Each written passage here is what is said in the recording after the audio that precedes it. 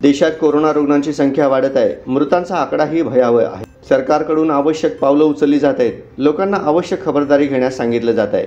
सर्व वयोगटातील लोकांना कोरोना व्हायरसचा धोका आहे, परंतु काही प्रकरणांमध्ये कोरोना अधिक धोकादायक असू शकतो।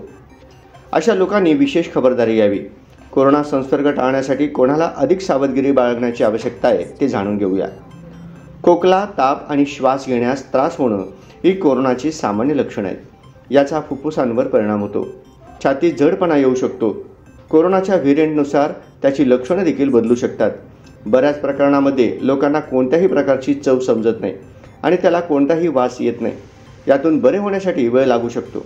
एक सामान्य संक्रमित व्यक्ती 2 आठवड्यात किंवा त्याआधी बरी होते। अनेक प्रकरणांमध्ये त्याचा दीर्घकालीन परिणाम देखील दिसून येतो। जर तुम्हाला आधीच दमा, फुफ्फुसात फायब्रोसिस इत्यादी श्वसनाच्या आजारांनी ग्रासले असेल तर विशेष खबरदारी घेणे आवश्यक आहे। कोरोना श्वसन संस्थेवर देखील परिणाम करतो। अशा परिस्थितीत संसर्ग होणं अधिक धोकादायक ठरू शकतं।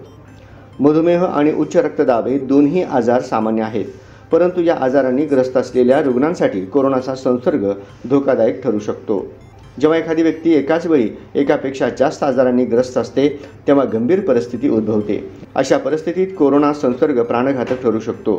यापूर्वी कोरोना लाटेदरम्यान अशा रुग्णांमध्ये धोका जास्त दिसून आला होता। आरोग्य तज्ज्ञ लहान मुलं आणि गर्भवती महिलांना कोरोना संसर्ग टाळण्यासाठी विशेष खबरदारी घेण्याचा सल्ला देतात। कॅन्सर, किडनी, डायलिसिस, ट्रान्सप्लांट इत्यादी गंभीर आरोग्य समस्यांनी ग्रस्त असलेल्या रुग्णांनी कोरोना संसर्ग टाळण्यासाठी काळजी घ्यावी। कमकुवत रोगप्रतिकारक शक्तीमुळे संसर्ग होण्याचा धोका वाढतो। गर्दीच्या ठिकाणी जाणं टाळा। अशा ठिकाणी संसर्गाचा धोका जास्त असू शकतो।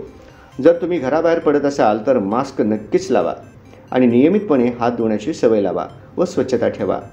अशी काळजी आपण घ्यावा।